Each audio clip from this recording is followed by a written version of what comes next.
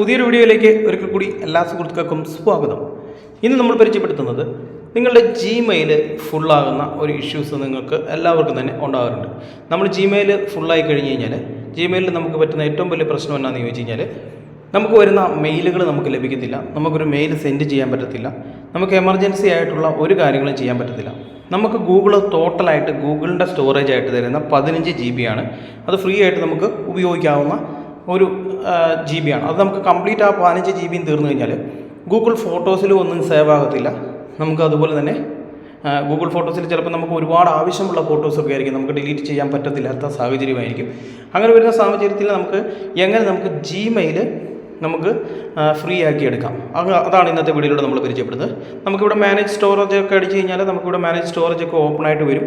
നമുക്കിവിടെ വേണമെങ്കിൽ ക്ലിയർ എന്നും പറഞ്ഞൊക്കെ കാണിക്കും, ക്ലിയർ സ്പേസ് എന്നൊക്കെ പറഞ്ഞ് കാണിക്കും.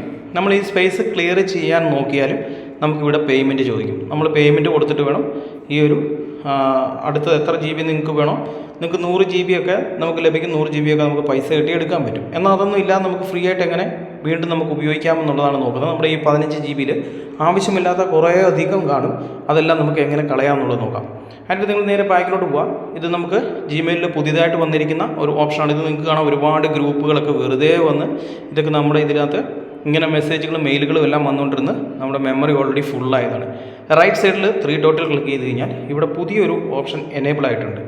എന്തൊക്കെയാണെന്നുള്ളത് നമുക്ക് വീഡിയോ കൊണ്ട് മനസ്സിലാക്കാം. ആദ്യമായിട്ടാണ് നിങ്ങൾ നമ്മുടെ യൂട്യൂബ് ചാനൽ ഒരു വീഡിയോ കാണുന്നെങ്കിൽ ഇതുപോലുള്ള ഒരു ഡെയിലി ലഭിക്കാനായിട്ട് നമ്മുടെ ചാനൽ സബ്സ്ക്രൈബ് ചെയ്ത് അതോടൊപ്പം വരുന്ന ബെൽ ബട്ടൺ കൂടി പ്രസ് ചെയ്ത് ഓൾ നോട്ടിഫിക്കേഷൻ എനേബിൾ ചെയ്ത് നോക്കുക. അപ്പോൾ നമുക്ക് വീഡിയോയിലോട്ട് പോകാം.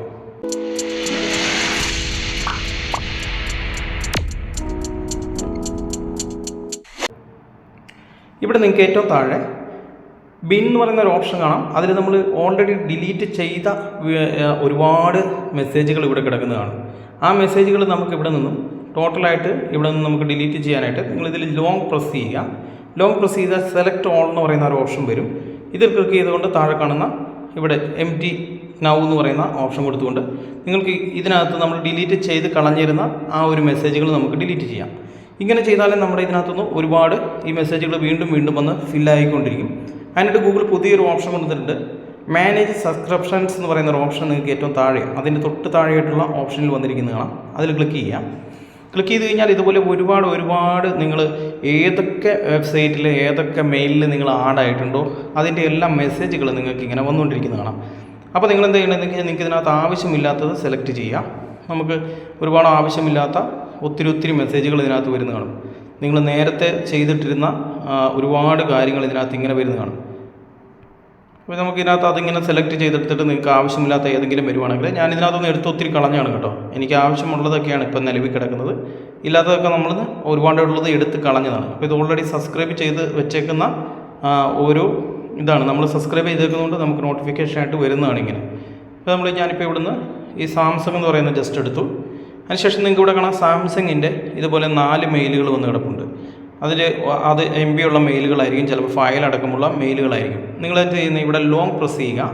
ലോങ് പ്രസ് ചെയ്തിട്ട് സെലക്ട് ഓൾ എന്ന് കൊടുക്കുക. അതിനുശേഷം നിങ്ങളിവിടെ ഡിലീറ്റ് ചെയ്യുക. ഡിലീറ്റ് ചെയ്തതിന് ശേഷം നിങ്ങൾ നേരെ ഒന്നുകൂടെ ബാക്കിലോട്ട് പോവുക. ഇവിടെ ക്യാൻവയുടെ നമുക്ക് ഓൾറെഡി വന്നിട്ടില്ല. നമുക്ക് ഇതിൻ്റെ തൊട്ടപ്പുറത്ത് ഒരു മെസ്സേജിൻ്റെ സിമ്പിൾ വന്നിരിക്കുന്നതാണ്. അതിൽ ജസ്റ്റ് ക്ലിക്ക് ചെയ്യുക. നിങ്ങളിങ്ങനെ ഓപ്പൺ ചെയ്യുന്ന സമയത്ത് തന്നെ ഈ റൈറ്റ് സൈഡിലായിട്ട് ഒരു മെസ്സേജിൻ്റെ ഒരു ബോക്സ് പോലത്തെ ഒരു ഓപ്ഷൻ കൊടുത്തേക്കുന്നതാണ്. അതിൽ ജസ്റ്റ് ക്ലിക്ക് ചെയ്ത് കഴിഞ്ഞാൽ ഇവിടെ അൺസബ്സ്ക്രൈബ് എന്ന് പറയുന്ന ഓപ്ഷൻ കൊടുത്തു കഴിഞ്ഞാൽ ഈ ചാനൽ ഇവിടെ നിന്ന് നമുക്ക് അല്ലെങ്കിൽ ഈ ഒരു വെബ്സൈറ്റ് നമുക്ക് ഇവിടെ നിന്നും അൺസബ്സ്ക്രൈബ് ചെയ്യാനായിട്ട് പറ്റും. അപ്പോൾ ഇതിൽ നിന്നുള്ള മെയിലുകൾ ഇനി നമുക്ക് വരത്തില്ല. നമുക്ക് ആവശ്യമില്ലാത്തതാണെങ്കിൽ അങ്ങനെ എല്ലാം നമുക്ക് ഇതുപോലെ എടുത്തിട്ട് ഇവിടെ അൺസബ്സ്ക്രൈബ് ചെയ്ത് ഒഴിവാക്കാവുന്നതാണ്. ഇതുപോലെ നിങ്ങൾ ഇൻസ്റ്റാഗ്രാം, ഫേസ്ബുക്ക് അങ്ങനെ നിങ്ങൾക്ക് ആവശ്യമുള്ളതൊക്കെ കാണും.